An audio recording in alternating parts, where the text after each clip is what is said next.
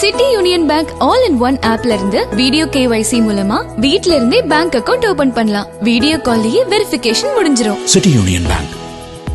தமிழக அரசு மற்றும் தனியார் மருத்துவக் கல்லூரிகளில் MBBS மற்றும் BDS படிப்புகளில் சேருவதற்காக நடப்பு கல்வியாண்டில் 72,743 மாணவர்கள் இணையவழி முறையில் விண்ணப்பித்துள்ளனர் என மருத்துவக் கல்வி இயக்குநர் தெரிவித்துள்ளார்.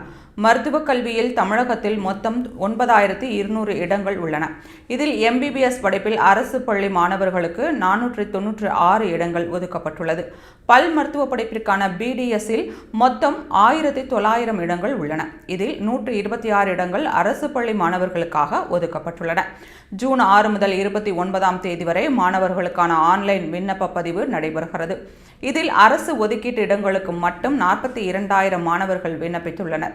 விண்ணப்பித்த மாணவர்களின் நீட் மதிப்பெண்கள் தொடர்பான தகவல்களை தேசிய மருத்துவ கவுன்சிலிருந்து பெற்று அதன் பிறகு தரவரிசை பட்டியல் வெளியிடப்படும்.